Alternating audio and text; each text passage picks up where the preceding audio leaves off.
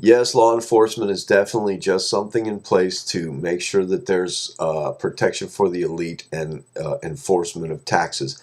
That's what it boils down to. The cops have never actually been there for me. The only thing they've ever done for me is harassed me, surveilled me, actually poisoned me in some instances, them and their little toadies. Anything to make themselves useful.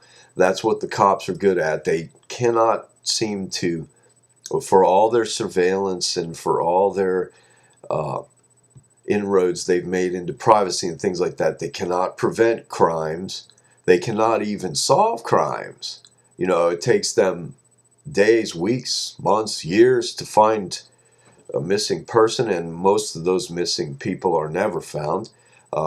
This kind of makes me wonder, are the police not behind it? Because the research that I did on the FBI and the anthrax after 9/11 pretty much definitely indicates that the FBI did all that anthraxing of journalists and politicians and individuals at large. There was a lot more anthrax than made the news. Only the news is very selective. It lies by omission. And that's very successful way to report is if you have an agenda of mind control, and believe me, they most certainly do. The agenda of mind control is to make you believe that the police state is good, that the prison industry serves you, that the government at large is good, and that Zionism is the end all and the be all and the means to the end uh, towards happiness and things like that, which is a lie. Okay, just nothing but an out and out lie. But the more you accept their lie and the more you believe their lie and the more they can uh, distract you with gewgaws and violence and news that you love to watch, you know, with bodies flying all over the place and horror and hate and strife and other people's problems, other people's dirty laundry. You know, that's the religion of America right there.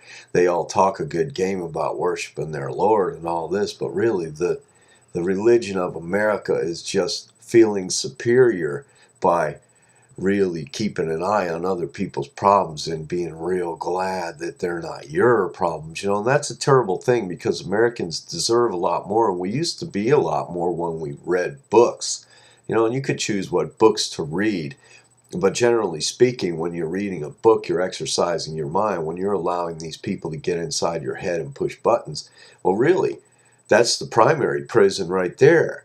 You know, the people that they can really push their buttons and cause violent crime to happen, well, that fosters their media, that keeps their police semi-useful or at least useful looking, and it makes their religion that much more powerful, the religion of hate and violence, you know. And that's the prison industry extraordinary, the primary prison industry, and then the secondary prison industry where they actually put people in cages like uh, animals and keep them there for quite some time, and as long as the judge says is necessary, although the judge really isn't an American judge anymore. They're practicing a law from out of this country, and it's not our law.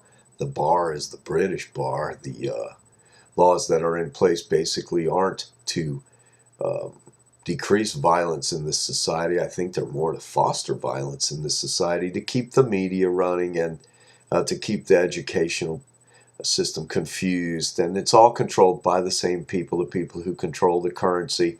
Um, Once the currency goes, though, and it does over and over again, it seems to be doing that right now, then things change radically all of a sudden.